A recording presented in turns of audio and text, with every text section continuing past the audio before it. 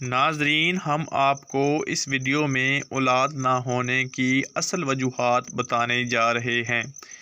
ایک واقعہ یوں لکھا ہے، جب حضرت سلیمان علیہ السلام تخت پر جلوہ افروز تھے تو کچھ بانجھ عورتوں نے جمع ہو کر عرض کیا کہ اے پیغمبر خدا، ہمارے فرزند کیوں نہیں ہوتے؟ حضرت سلیمان علیہ السلام نے فرمایا کہ پریوں سے پوچھا جائے۔ جب پریاں حاضر ہوئیں تو ان سے پوچھا گیا کہ حکیمہ عورتوں کے ہاں اولاد کیوں نہیں ہوتی؟ تو پریوں نے عرض کیا کہ اللہ کے پیغمبر، بانجھ عورتوں کی 7 وجوہات ہیں جس کی وجہ سے انہیں حمل نہیں ٹھہرتا اور اولاد نہیں ہوتی۔ نمبر 1، اولاد نہ ہونے کی سب سے پہلی وجہ، عورت کا رحم ابھرا ہوا ہوتا ہے، یعنی بچہ دانی الٹ جاتی ہے، اس لیے نطفہ اپنی جگہ پر نہیں رہتا، اور اس علامت کی تعریف یوں کی جا سکتی ہے کہ مجامت کے وقت عورت کے سر میں درد ہوگا۔ نمبر 2، رحم میں ہوا بھری ہوتی ہے، یعنی رحم کا منہ بند ہو جاتا ہے اور تخم کو اپنی جگہ کا راستہ نہیں ملتا، اور اس علامت کی تشخیص یوں کی جا سکتی ہے، کسی جنسی ملاپ کے بعد سارے جسم کو درد ہوتا ہے اور بعض اوقات چہرہ بھی زرد یعنی پیلا ہو جاتا ہے۔ تیسری علامت، رحم کے منہ میں گوشت زیادہ ہونے کی وجہ سے رحم کا منہ بند ہو جاتا ہے، اس لیے تخم حیات اندر نہیں جاتا، اور یہ نقص موٹی عورتوں میں زیادہ ہوتا ہے۔ اس کی تشخیص یوں کی جا سکتی ہے کہ جمع کے بعد عورت کے ریڑھ کی ہڈی اور کمر میں درد ہوتا ہے۔ چوتھی علامت جو یہ ہے کہ رحم میں کیڑے پیدا ہو جاتے ہیں جو حیوانات منویہ کو نگل جاتے ہیں، اور اس علامت کی تشخیص یوں ہوگی کہ جمع کے بعد پاؤں کی پنڈلیوں اور ہڈیوں میں درد ہوتا ہے۔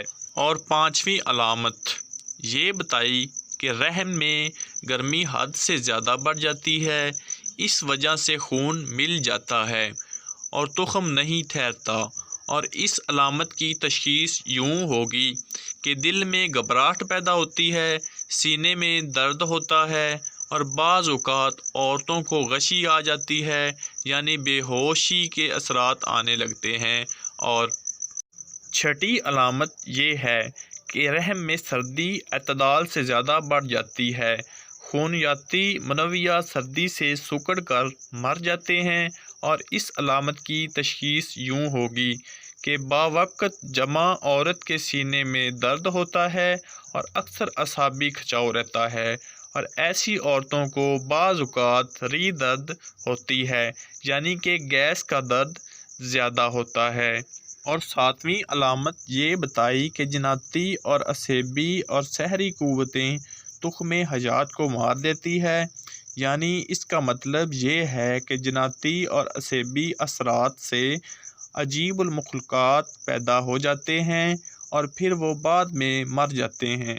اور اس علامات کی تشخیص کیسے ہوگی کہ باوقت صحبت اور بعد جمع کو کسی قسم کا درد نہیں ہوتا، بعض اوقات عورت بے لذت رہتی ہے اور کبھی کبھی جمع سے کتراتی ہے، کبھی اکیلے یا اندھیرے میں گھبراتی ہے۔ تو یہ جتنی بھی علامات آپ کو بتائی گئی ہے، یہ عورتوں کے نقائص کی آگاہی کرتی ہے۔ ناظرین، بہتر ہوگا کہ علاج سے قبل اپنے کسی قریبی دائی سے ضرور مشورہ کر لیں، بعض اوقات عورت کے بجائے مرد میں نقص ہوتا ہے۔ لیکن بدقسمتی سے ہمارے یہاں عورتوں کو ہی قصوروار ٹھہرایا جاتا ہے۔ یہاں ہمارے معاشرے میں بانجھ کا لقب عورت کے لیے مخصوص کر دیا گیا ہے، جو قطعاً غلط ہے۔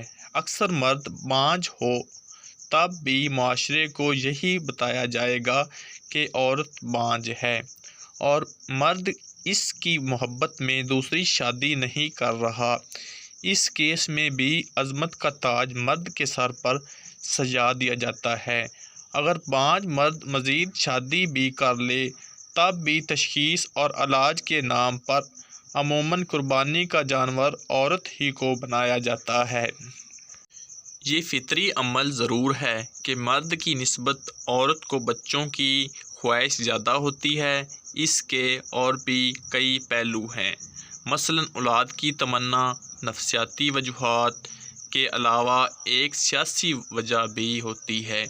جو عورتیں یہ سمجھتی ہیں کہ وہ اپنے خاوند کو ہمیشہ کے لیے اپنا بنا کر نہ رکھ سکے گی، اولاد کی کمی سے والدین اور خصوصاً ماں اپنی زندگی میں خلا محسوس کرتی ہے۔ اس کا اندازہ لگانے کے لیے ہمیں زیادہ ثروت نگاہ کی ضرورت نہیں۔ ہمارے ماحول میں قدم قدم پر مشاہدات بکھرے پڑے ہیں۔ تعویذ، گنڈے اور جادو ٹونے سے لے کر رات کو قبرستان میں کسی کی لاش پر نہانے تک، عورت کیا کچھ نہیں کرتی ہیں۔ بعض خواتین خودکشی کر لیتی ہیں۔ بات صرف اتنی ہے کہ صرف عورت ہی کو قصوروار نہیں ٹھہرایا جائے۔ اگر مرد میں نقص ہو تو اسے اپنا علاج کروانا چاہیے۔ اگر آپ کو ہماری ویڈیو پسند آئی ہو تو لائک اور سبسکرائب ضرور کر دینا۔